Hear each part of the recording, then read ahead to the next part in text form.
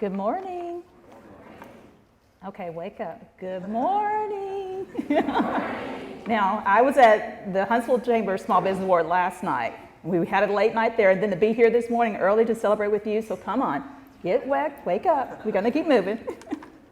First, I'd like to thank the Shoals Chambers for this opportunity to speak with you this morning, and then also thank each one of you because you're the community leaders that we're here to celebrate. I want to congratulate you because it's the winners like you that took the time to put the work and effort in to get to this point. Thank you for continuing to press forward, but most importantly, thank you for what you're doing to build the economic growth in this region. One thing I like about these type of awards events is it takes the time to celebrate your accomplishments and the things that we're doing today.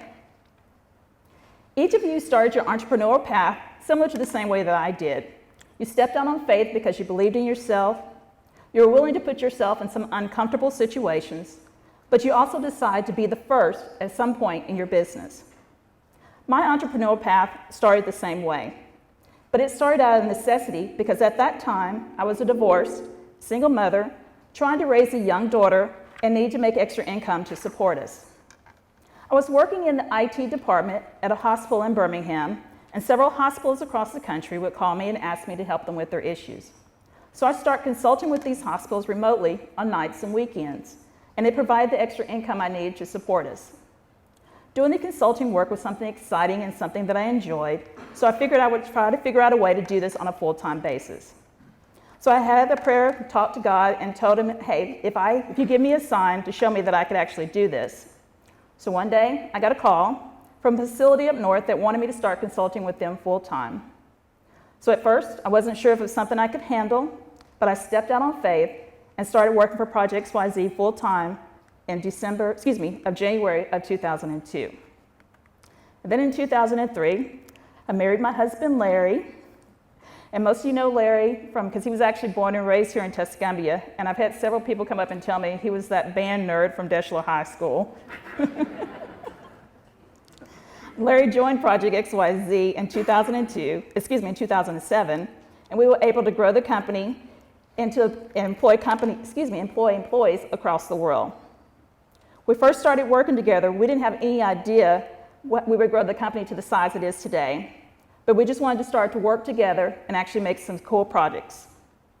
Now we classify PROJECTXYZ as a diversified operating company.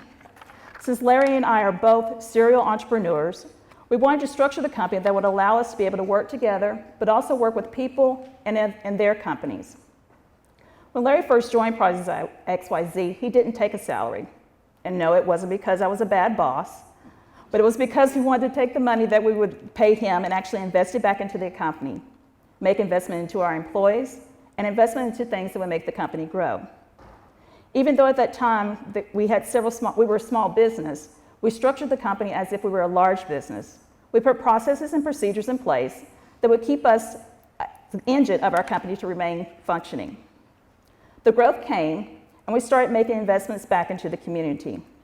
Investments that would provide economic growth, not only for the company, but for the people that work for us and for the community as a whole. One of those investments that we made a purchase was in a building in Huntsville that's called BizTech. Now, BizTech is Huntsville's oldest incubator. BizTech provides mentoring coaches to new companies and also provides them a space to work. But I have to tell you a little personal story about BizTech. When we first got started, we actually went to BizTech to get some assistance, but we were pretty much told thanks, but no thanks. So, because we weren't the type of company they were looking for, so to come back now and me and Larry actually are running BizTech and own the building, we wanted to make sure that any company that came in there got the resources that they needed to survive and to continue to grow.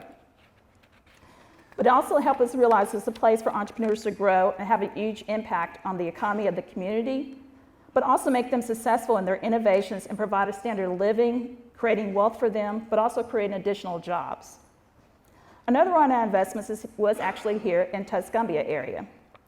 As I mentioned, Larry was from the area, and we wanted to be able to work on a project that allowed him to be able to give back to his community where he grew up.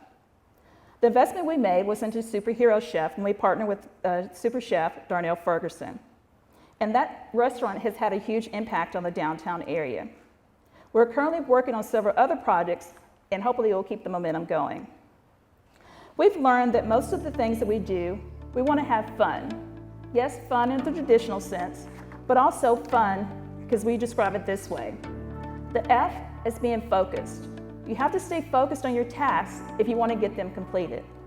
U, being uncomfortable. There's a lot of things that's going to go on in the work and the relationships that you have and the things that are going to be happening with your company, but being able to go through those. And then N is for now.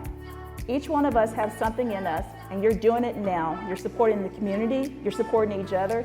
So I just want to congratulate each one of you for having fun, and all of you continue to be winners.